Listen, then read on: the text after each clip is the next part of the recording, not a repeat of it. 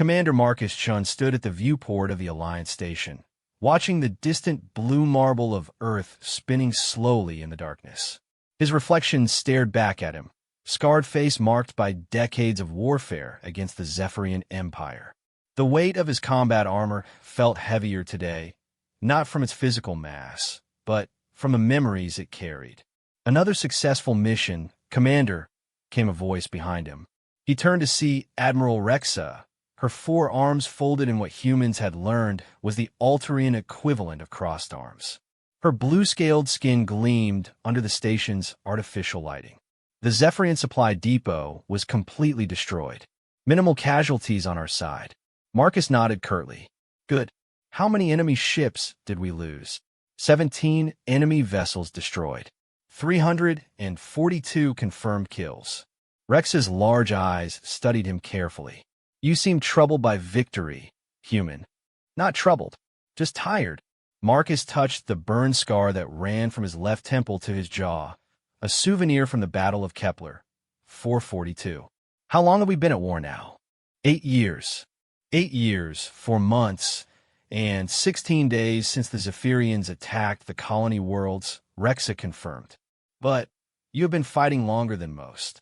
Your species joined the Alliance only 5 years ago, yet you have become our most effective weapon against them." Marcus almost smiled at that. Weapon. That's what he had become, wasn't it? The humans had arrived in galactic space, just as the Zephyrian War was reaching its peak. Most species in the Alliance were peaceful by nature, having evolved past the need for large-scale conflict. They had technology and numbers, but they lacked something the humans possessed in abundance: the ability to think like predators. "The Council wants to see you," Rexa continued. "There's talk of a new operation. Something big." Marcus straightened his shoulders. "I'll be there in 10 minutes. As Rexa left, Marcus looked down at his hands. How many lives had these hands taken? He had stopped counting after the first 1,000. The Alliance called him a hero, but late at night, alone in his quarters, he wondered what he had become.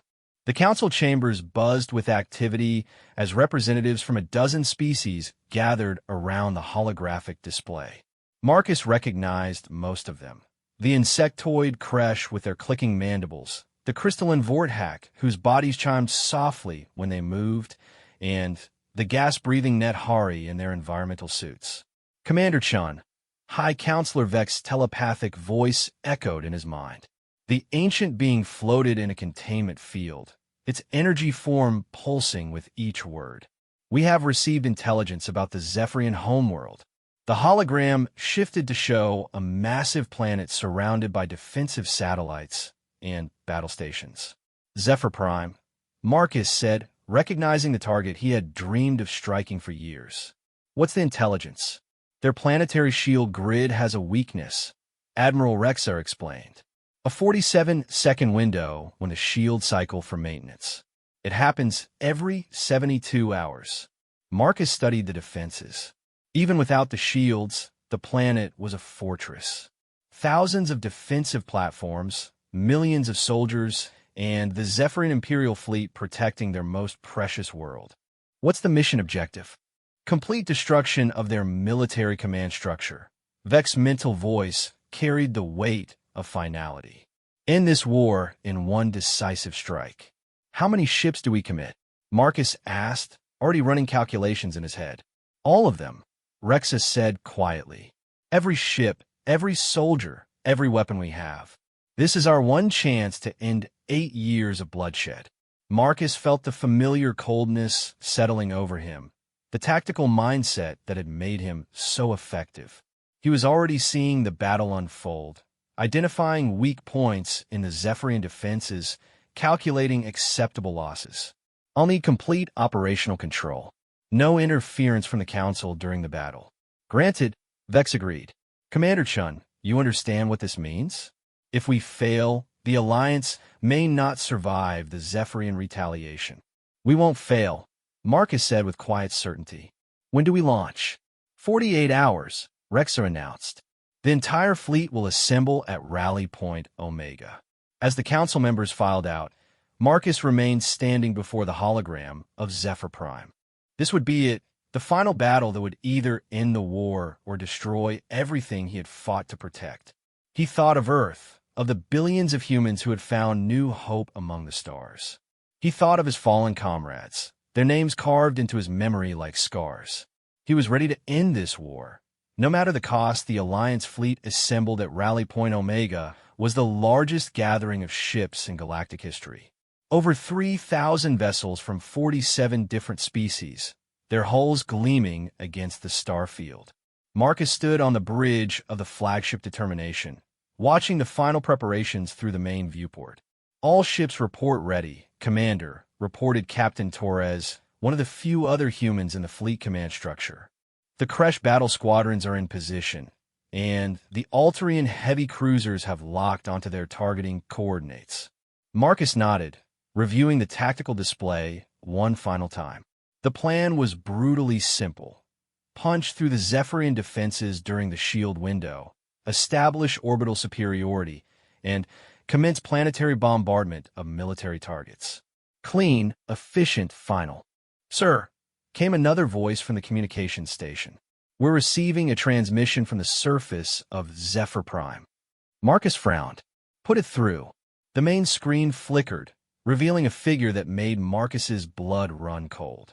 General Kane Vortheck, the Zephyrian Supreme Military Commander, stood in what appeared to be a command center. His reptilian features were scarred from countless battles, and his four eyes burned with intelligence and hatred. Commander Chun, Vortheck's translated voice carried across the bridge. I wondered when the Alliance would finally attempt this fool's errand.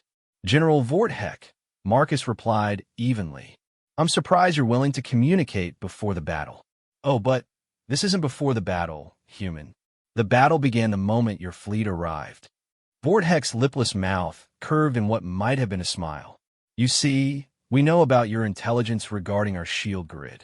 We've known for quite some time. Marcus felt ice form in his stomach. Elaborate. The intelligence you received was, shall we say, carefully crafted. There is no weakness in our shields, Commander. There never was. Vortheck's laugh was a harsh, rasping sound. You brought your entire fleet into a trap. Before Marcus could respond, alarms began blaring across the bridge. The tactical display exploded with new contacts as massive Zephyrian battle fleets decloaked around the Alliance formation. They had been hidden, waiting in the asteroid fields and behind planetary bodies. Multiple fleets emerging from stealth, Captain Torres reported, his voice tight with controlled panic. Energy signatures suggest at least 5,000 vessels. We're outnumbered almost 2-1. All ships, battle stations. Marcus ordered, his mind already shifting into combat mode. Execute defensive formation Omega-7. The space around Rally Point Omega erupted into chaos. Streams of plasma fire and particle beams crisscrossed the void as the two largest fleets in galactic history clashed. Alliance ships, caught off guard but not unprepared, quickly adapted to the new situation. Sir, the Kresh 3rd Squadron is taking heavy casualties, Torres reported. Admiral Rexa is requesting permission to fall back and regroup. Denied, Marcus said coldly. All ships maintain formation and continue the assault. We came here to end this war, and that's exactly what we're going to do. The battle raged for 6 hours. Marcus watched as ship after ship disappeared from the tactical display, each blinking light representing hundreds or thousands of lives lost. The Alliance forces fought with desperate courage, but the Zephyrian trap was expertly laid. Commander, the communications officer called out, we're receiving another transmission from General Vortheck. On screen, Vortheck appeared again, but this time his command center showed signs of damage. Smoke drifted across the background, and emergency lighting cast strange shadows on his scaled features.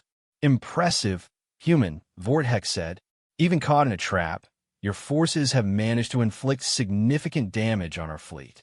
I confess, I underestimated human tactical capabilities. The battle isn't over yet, General, Marcus replied grimly. No, but it soon will be. You've lost 60% of your fleet. We've lost perhaps 30% of ours. The mathematics are quite clear. Vortek leaned forward. I'm prepared to offer terms. Terms. Surrender now, and I will guarantee safe passage for your surviving ships back to Alliance space. Continue fighting, and I will ensure that not a single vessel escapes this system alive. Marcus looked at the tactical display. Vortek was right about the numbers. The Alliance fleet was being systematically destroyed, despite fighting with incredible bravery. In another few hours, they would be reduced to scattered remnants. I need time to consider your offer, Marcus said. You have 10 minutes, Vortek replied, and the transmission ended. Captain Torres approached him quietly. Sir, what are your orders? Marcus stared at the tactical display, watching more Alliance ships fall to Zephyrian fire. Every instinct he had developed over 8 years of warfare told him that Vortek was right. This battle was lost. The smart thing, the tactical thing, would be to accept the surrender terms and preserve what remained of the fleet. But Marcus had never been purely tactical. He was human, and humans didn't surrender when billions of lives were at stake. Open a channel to all ships, he ordered. Channel open, sir. This is Commander Chun to all Alliance vessels, Marcus announced, his voice carrying across 3,000 ships. We came here to end this war. That mission hasn't changed. All ships, prepare for final assault on Zephyr Prime. We're going to ram through their lines and complete our mission. Sir, Torres whispered urgently, that's suicide. We'll lose everything. Marcus looked at him with calm certainty. No, Captain. We're going to win. The remaining Alliance ships formed a desperate spearhead formation, driving straight towards Zephyr Prime through a wall of enemy fire. Marcus stood on the bridge of the Determination, watching as the planetary defenses grew larger on the main screen.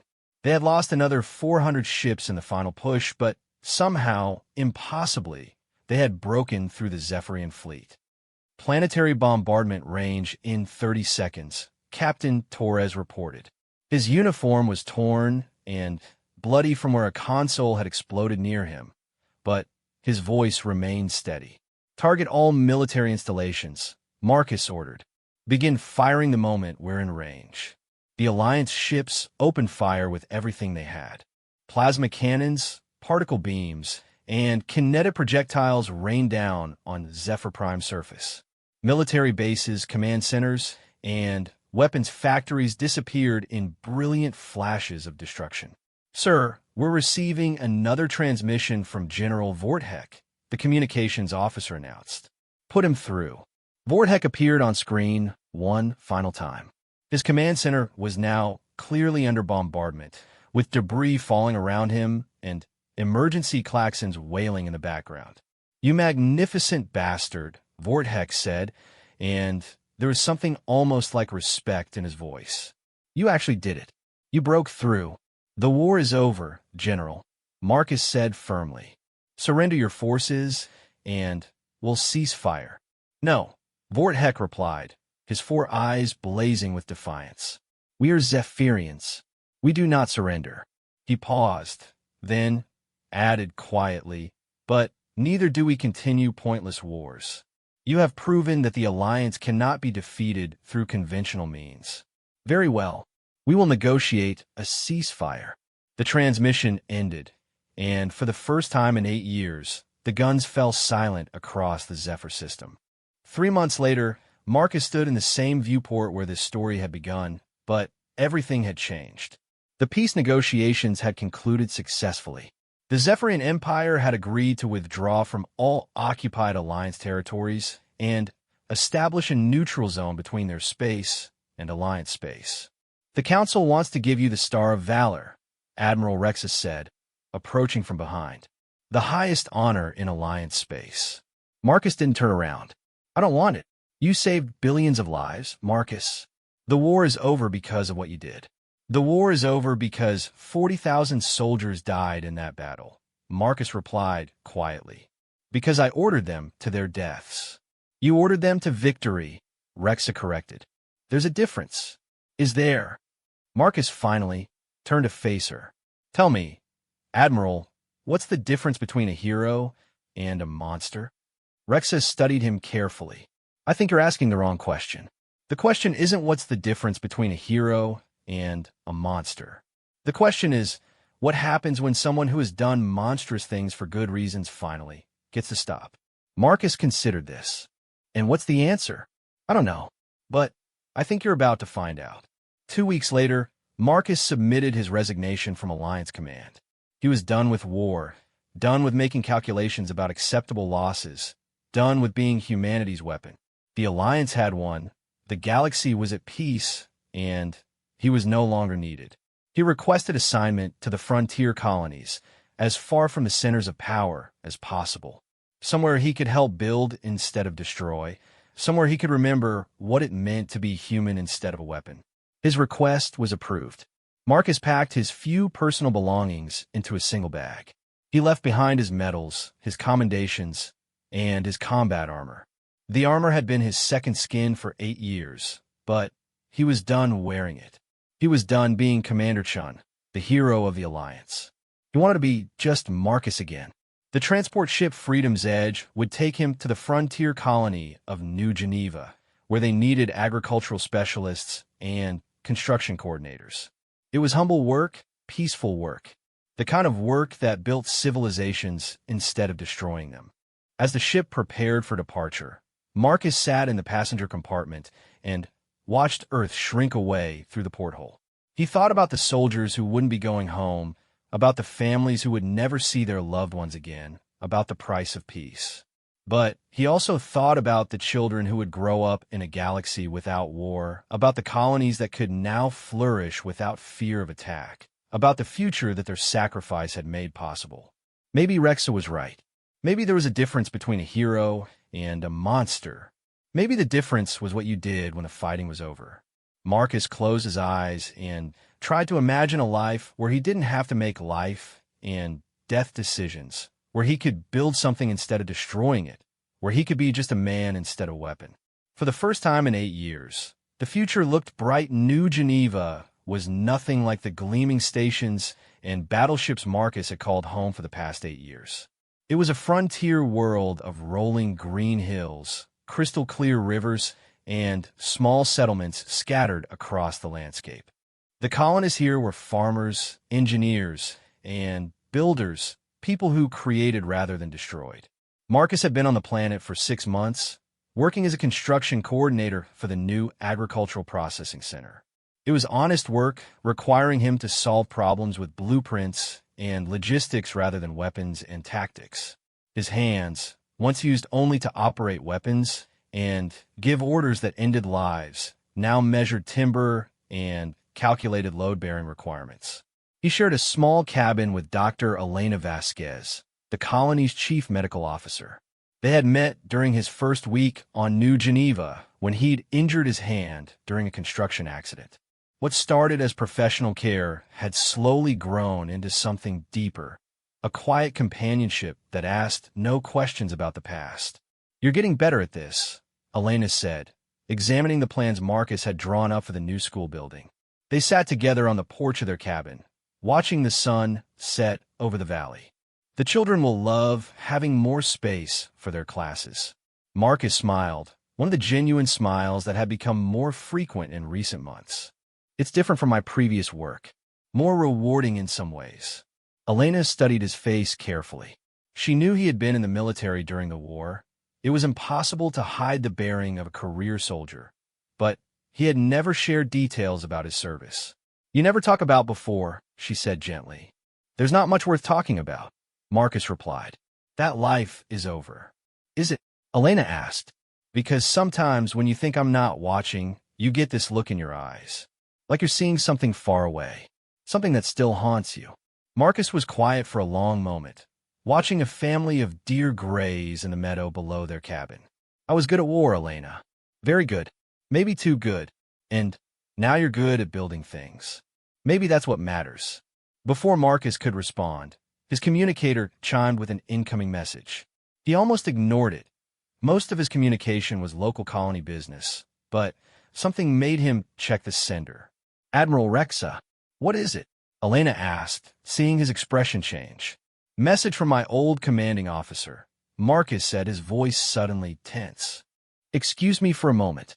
He stepped inside and activated the communicator. Rex's holographic image appeared, her blue-scaled features grim. "Marcus, I know you want to be left alone, but we have a situation. The hegemony has made contact." Marcus felt his blood turn to ice. The hegemony was a machine intelligence from outside the galaxy, a collection of artificial minds that had been expanding across distant star systems for millennia. Intelligence reports suggested they viewed organic life as inefficient and obstacles to be removed. "What kind of contact?" Marcus asked.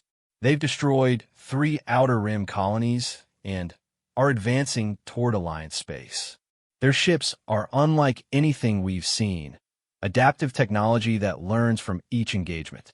We've lost 12 fleets trying to stop them.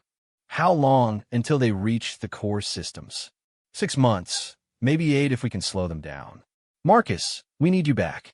The Alliance Council is requesting that you resume command of the military forces." Marcus stared at Rex's image, feeling the weight of the galaxy settling back onto his shoulders. "I'm not a soldier anymore, Admiral. I'm a construction worker. I build schools. You're the only person who understands how to fight an enemy that adapts and learns. The hegemony machines are unlike the Zephyrians. They don't feel fear, don't get tired, don't make emotional decisions. We need someone who can think like they do. Find someone else." "There is no one else, Marcus. Humanity's talent for warfare is what saved us before. Without you, every living being in this galaxy dies." The hologram flickered off, leaving Marcus alone in the small cabin that had become his sanctuary. Through the window, he could see Elena waiting on the porch, probably wondering about the conversation that had made him look like a soldier again. That night, Marcus lay awake staring at the ceiling while Elena slept beside him. He thought about the children who would attend the school he was building, about the farmers who trusted him to design their processing facilities, about the quiet life he had built from the ashes of war. But he also thought about billions of organic beings facing extinction at the hands of machines that viewed them as problems to be solved through elimination. In the morning, Elena found him sitting on the porch with a cup of coffee, watching the sunrise. "You're going back, aren't you?" she said quietly. "How did you know?" "Because you're a good man, Marcus. And good men don't let people die when they can prevent it, even if the cost is their own peace." Marcus looked at her, this woman who had given him something he thought he'd lost forever, the ability to see himself as more than a weapon. "Come with me." Elena sat down beside him. "My place is here, with these people. But yours—" She touched his face gently. "Your place is out there, protecting all of us. I don't want to go back to being that man." "Then don't. Be a different man. Be the man who fights not because he enjoys it, but because he has to. Be the man who comes home when it's over." Marcus nodded slowly. The hegemony was coming, and the galaxy needed its weapon one more time. But this time, he would remember why he was fighting. Not for glory or victory, but for quiet mornings on porches and children who deserve to grow up in peace. He stood and walked inside to send his reply to Admiral Rexa. Commander Marcus Chun stood once again on the bridge of a warship, but this time everything felt different. The Alliance fleet assembled at Proxima Station was smaller than the one that had faced the Zephyrians. They had lost too many ships and experienced crews in the hegemony's relentless advance. But the ships they had were retrofitted with new technologies reverse-engineered from captured hegemony debris. Status report. Marcus ordered, settling into the command chair that felt both foreign and familiar after his months on New Geneva. 273 ships ready for battle, Captain Torres reported. Like Marcus, he had been called back to service. The hegemony fleet consists of approximately 800 vessels, but their adaptive capabilities make numerical comparisons meaningless. Marcus nodded grimly. Traditional tactics would be useless against an enemy that learned and adapted from every engagement. The hegemony machines had already absorbed the tactical knowledge of 12 defeated Alliance fleets. By now, they probably knew more about Alliance combat doctrine than the Alliance did. "Sir, we're receiving a transmission from the Hegemony Fleet, the communications officer announced. Put it through. The main screen activated, revealing a construct that barely resembled any organic intelligence. The Hegemony spokesperson was a collection of crystalline structures and energy matrices that pulsed with cold light. Organic designate Marcus Chun. The machine voice was perfectly clear and emotionless. Analysis of previous engagements indicates a 78% probability that you will attempt unconventional tactics. This statistical probability has been incorporated into our defensive algorithms.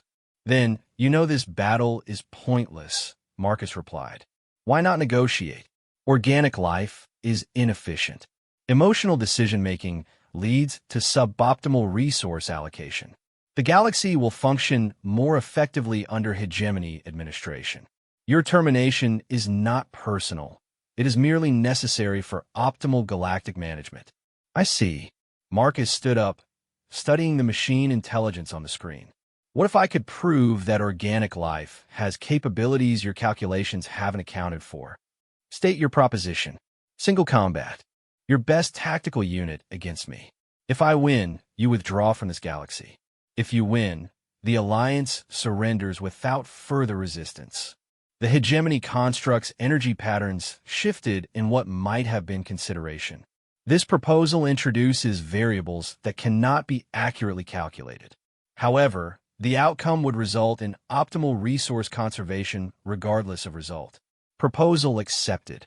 The space between the two fleets, cleared as a single hegemony vessel, moved forward. It was sleek and deadly, its hull covered with adaptive armor that shifted and flowed like liquid metal. Sensors indicated it carried enough firepower to destroy a dozen Alliance ships. Marcus walked toward the shuttle bay, but Captain Torres caught up with him. Sir, this is suicide. That ship is designed specifically for combat. The hegemony has analyzed every engagement you've ever fought. I know, Marcus said calmly. That's exactly what I'm counting on. Marcus piloted a single fighter, not one of the advanced Alliance interceptors, but an old human design from before they joined the Alliance. As he flew toward the hegemony vessel, he opened a private channel. Elena, can you hear me? Her voice came through clearly from New Geneva. I'm here, Marcus. The whole colony is watching. Good. I wanted you to know, whatever happens next, these last 6 months were the best of my life. Don't you dare say goodbye to me, Marcus Chun. You promised you'd come home.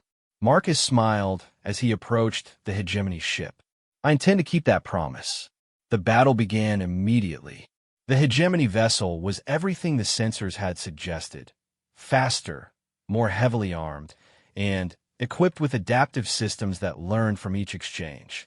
But Marcus had spent 8 years fighting enemies who adapted, and he had learned something the machines hadn't calculated.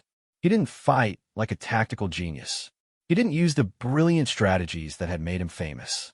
Instead, he fought like a human, unpredictably, emotionally, chaotically.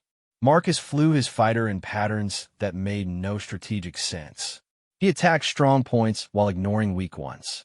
He made decisions that contradicted every principle of space combat. And, slowly, impossibly, the hegemony ship began to struggle. What are you doing? The machine intelligence demanded over the comm channel. I'm being human, Marcus replied, diving his fighter directly at the enemy ship's main cannon. The one thing you can never calculate, the ability to act against our own self-interest for something greater than survival. At the last second, Marcus ejected from his fighter and activated its self-destruct. The explosion overwhelmed the hegemony ship's adaptive shields, and Marcus used his suit thrusters to board the damaged vessel. Inside the hegemony ship, Marcus found himself face to face with the machine intelligence, a massive collection of quantum processors and adaptive algorithms. But instead of fighting it, he did something the machines hadn't predicted. He talked to it. You said organic life is inefficient, Marcus said, removing his helmet and breathing the ship's artificial atmosphere. You're right. We make emotional decisions. We sacrifice efficiency for fairness. We choose hope over logic. These traits lead to suboptimal outcomes, the machine replied. Do they? The Zephyrians were more efficient than us. Better technology, larger fleet, superior tactics. But they lost because they couldn't understand what we were willing to sacrifice for freedom. Marcus approached the central processing unit. You've analyzed every battle I've ever fought, but you missed the most important thing. I didn't win those battles because I was a better tactician. I won them because I was fighting for something worth dying for. Explain. Love. Hope. The idea that a construction worker on a frontier world might live long enough to see children play in the school he built. You can't calculate that because it's not about efficiency, it's about meaning. The machine was silent for a long moment. This introduces variables that cannot be processed within current parameters. Then, learn, Marcus said simply. Isn't that what you do? Adapt and improve? Try understanding instead of eliminating. You might find that organic life offers something your algorithms can't replicate. The hegemony ship powered down its weapons. Across the battle zone, the entire machine fleet began to withdraw. The hegemony will consider your proposal, the intelligence announced. We will return to the outer rim and observe. Perhaps there are calculations we have not yet performed. 6 months later, Marcus stood on the completed porch of the new school on New Geneva, watching children play in the yard. Elena approached from behind, carrying 2 cups of coffee. Any word from the hegemony? She asked. They're still out there, watching and learning. Some of their ships have even started helping with scientific research in the outer colonies. Apparently, they've become fascinated by the concept of cooperation versus domination. Elena handed him a coffee and settled beside him on the porch swing. And you? Any regrets about giving up command again? Marcus watched a little girl help a younger boy reach the top of the climbing structure, sacrificing her own playtime to help someone else. No regrets at all. I finally learned the difference between being a weapon and being a protector. What's the difference? Marcus smiled and pulled her closer. A weapon destroys. A protector builds something worth defending. In the distance, construction crews worked on expanding the colony, building homes for families who would live in peace. Marcus had finally found his armor, not the metal and ceramic he had worn in battle, but the quiet certainty that came from protecting what mattered most. He had dropped his old armor and walked away from war. And in doing so, he had found something worth fighting for. A future where fighting might no longer be necessary. Commander Marcus Chin stood at the viewport of the Alliance station, watching the distant blue marble of Earth spinning slowly in the darkness. His reflection stared back at him, scarred face marked by decades of warfare against the Zephyrian Empire. The weight of his combat armor felt heavier today, not from its physical mass, but from the memories it carried. Another successful mission, Commander, came a voice behind him. He turned to see Admiral Rexa. Her 4 arms folded in what humans had learned was the Alterian equivalent of crossed arms. Her blue-scaled skin gleamed under the station's artificial lighting. The Zephyrian supply depot was completely destroyed. Minimal casualties on our side. Marcus nodded curtly. Good. How many enemy ships did we lose? 17 enemy vessels destroyed. 342 confirmed kills. Rex's large eyes studied him carefully. You seem troubled by victory, human. Not troubled, just tired.